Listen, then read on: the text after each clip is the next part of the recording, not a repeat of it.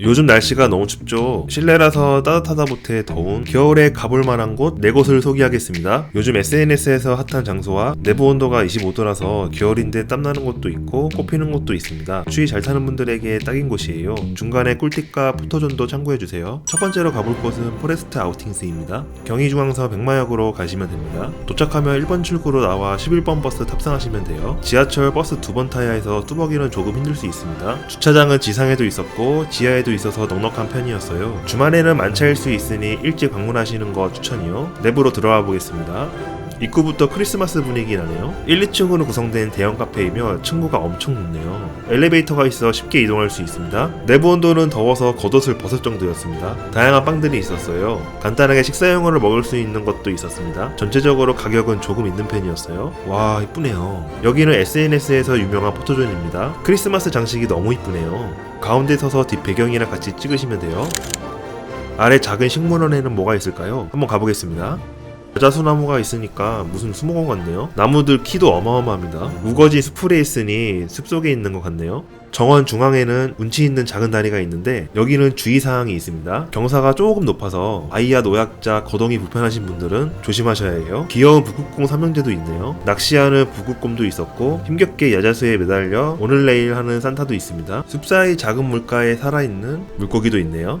정원을 바라볼 수 있는 좌식 명당 자리가 있습니다. 편하게 앉으면서 풀떼기 보면 힐링할 것 같네요. 테이블은 다양하게 있었습니다. 편하게 앉을 수 있는 좌식 테이블도 있고 프라이빗하게 앉을 수 있는 비밀 공간도 있네요. 뒤쪽에는 넓은 공간도 있습니다. 조명도 디자인에 신경을 많이 쓴 것 같네요. 이쁩니다.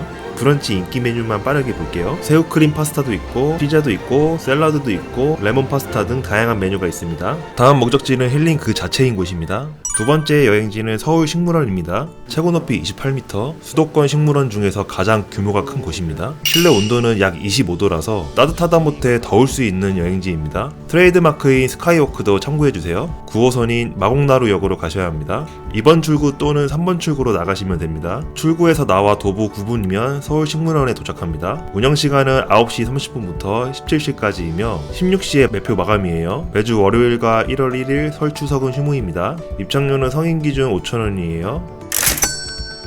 주차요금은 10분당 200원인데 여기서 주차 꿀팁, P1 주차장은 실내와 연결되어 있어서 밖에 안 나가고 바로 식물원 입장 가능합니다. 주차 면수가 184대라서 조금 협소한 편입니다. 만차시 주변 공연 주차장 이용하셔야 하며 웬만하면 오전 방문, 대중교통 이용 추천이요. 온실 재배장도 있네요. 갑자기 삼겹살이 땡기는 건 기분 탓일까요?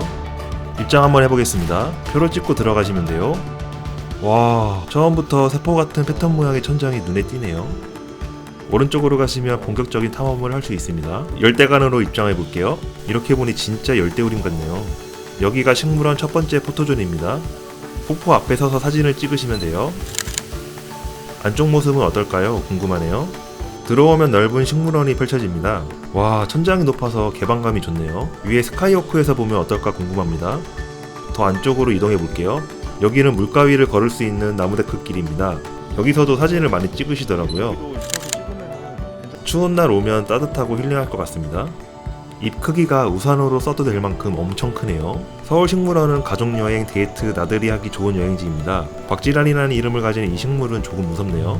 조금만 더 걸어가시면 다른 구역으로 이동 가능합니다. 지중해관으로 가볼게요. 선인장과 전체적인 분위기를 보니 이국적인 느낌 나네요. 와, 여기가 식물원 중에서 가장 넓네요. 마치 UFO 내부가 떠오르는 곳입니다. 압도적이네요. 로마풍의 조경은 색다른 느낌이었습니다. 마지막 스카이워크를 타러 가볼게요. 스카이워크를 타기 위해서는 엘리베이터를 이용하시거나 바로 옆 계단을 이용하셔도 됩니다. 높이 8m의 스카이워크는 식물원의 클라이막스입니다. 평소에 보기 힘든 키 큰 열대식물의 이파리를 가까이 마주할 수 있어서 이색적인 체험을 할 수 있어요. 출구로 나가기 바로 전에 인생사진을 건질 수 있는 포토존이 있는데요. 이런 구도로 뒷배경이 보이고 난간 쪽에 모델이 서서 찍으면 이쁘더라고요. 출구로 나가시면 바로 앞에 기프트샵이 있습니다. 인테리어용이나 선물용으로 구입하시면 괜찮아요. 다음 여행지로 이동해 보겠습니다. 세 번째 여행지 창경궁 대원실입니다. 숙지로 가기 위해서 4호선 해화역으로 가볼게요. 해화역에 도착하셔서 3번 출구에서 도보로 14분 걸립니다. 여기서 꿀팁, 매표소 안 들리고 교통카드 되는 신용카드 또는 체크카드로 바로 입장 가능합니다. 가는 길에 단풍 명소로 유명한 춘당지가 나와요. 단풍이 물들었었는데 어느새 다 져버리고 호수는 꽁꽁 얼었습니다. 시간 참 빠르네요. 충당지를 지나면 창경궁 대원실이 나와요. 날씨도 좋았고 이국적인 분위기 나는 곳이네요. 우리나라 최초의 서양식 대원실입니다. 순종 한제를 위한다는 명목으로 만들었다고 하네요. 온실 입구에서 인증사진을 많이 찍습니다. 계단에 서서 찍으시면 돼요. 운영시간이 조정되었다고 하네요. 9시부터 18시로 변경되었습니다. 월요일은 휴무입니다. 내부로 한번 입장해볼게요. 대원실 규모는 그다지 큰 편은 아닙니다. 최고 높이는 10.5m에 달하며 꽤 높은 편이었어요. 내부 온도는 겉옷을 벗어야 할 정도로 따뜻했습니다. 식물원을 돌다 보면 이쁜 동백꽃을 볼 수 있습니다. 동백꽃 앞에 서서 사진을 많이 찍더라고요. 아직 겨울인데 이렇게 이쁜 꽃이 피어있는 게 신기합니다. 흰색 동백꽃과 분홍 동백꽃을 볼 수 있습니다. 식충식물을 이렇게 직접 보는 거는 처음이네요. 안쪽 모습은 어떻게 생겼을까요? 벌레 사체인지 검은 게 많았습니다. 잘 익은 유자나무도 볼 수 있어요. 커다란 박쥐란도 있네요. 다음 여행지로 빠르게 이동해 보겠습니다. 마지막 여행지는 수피아입니다. 9호소 삼산체육관역으로 가보겠습니다. 입장료는 성인 기준 3,000원인데 꿀팁으로 부천시 카카오톡 친추하면 20% 할인됩니다. 성인 기준 2,400원으로 할인받을 수 있습니다. 12월 말까지 할인한다고 하네요. 입장료가 비싸지 않지만 조금이라도 할인받을 수 있다면 좋겠죠? 내부로 입장해 보겠습니다. 층고가 높아서 좋네요. 내부 온도도 따뜻해서 외투를 벗을 정도였습니다. 입장 시간은 동절기 기준 10시부터 17시까지고 매주 월요일은 휴무입니다. 조금 걸어가니 카페가 있네요. 카페에서 음료 구매 후 티타임 하는 장소가 있습니다. 바로 옆 계단으로 올라가시면 테이블과 소파가 있는 공간이 나옵니다. 테이블에 앉아 수목원을 바라보면 힐링 그 자체일 것 같네요. 시간 되시면 테이블에 앉아 식물원 보면서 티타임 추천드려요.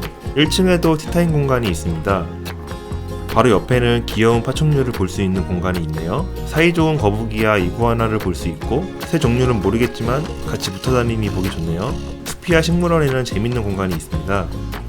바로 스카이워크인데요. 걸으면서 식물원을 한눈에 바라볼 수 있습니다. 개방감이 너무 좋네요. 천장 패턴은 서울 식물원과 비슷한 느낌이 듭니다. 걷다 보니 인공폭포를 볼 수 있었는데요. 한번 가보겠습니다. 돌기둥으로 만들어진 통로를 지나가면 만날 수 있습니다. 실제로 폭포 소리를 들으니 생각보다 커서 놀랐어요. 온도가 따뜻해서 야자수 나무도 잘 자라고 있습니다. 엄청 크네요. 이 외에도 430종의 수목들이 있어 다양한 식물들을 보실 수 있습니다. 이상으로 실내 가볼 만한 곳 소개를 마치겠습니다. 행복한 하루 되세요. 구독, 좋아요는 힘이 됩니다.